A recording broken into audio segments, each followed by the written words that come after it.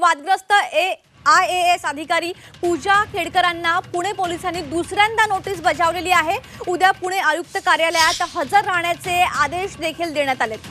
पूजा खेडकर यांनी पुण्याचे जिल्हाधिकारी सुहास दिवसे यांच्यावर आरोप केला होता।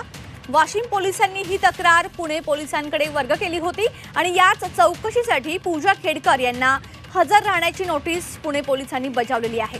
तर या क्षणाची महत्त्वाची बातमी आपण बघतोय। वादग्रस्त IAS अधिकारी पूजा खेडकर यांना पुणे पोलिसांनी दुसऱ्यांदा नोटीस बजावलेली आहे आणि उद्या पुणे आयुक्त कार्यालयात हजर राहण्याचे आदेश देखील देण्यात आलेले आहेत। पूजा खेडकर यांनी पुण्याचे जिल्हाधिकारी सुहास दिवसे यांच्यावर आरोप केले होते। अधिक माहिती घेऊया आमचे प्रतिनिधी गणेश यांच्याकडून। गणेश, काय अधिक तपशील या संदर्भात?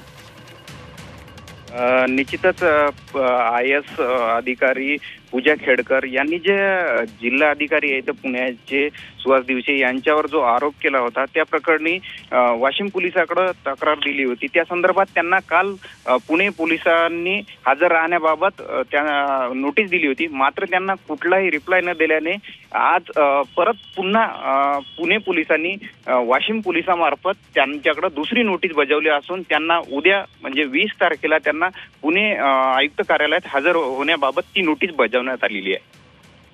अगदी धन्यवाद गणेश या अधिकच्या माहितीकरिता।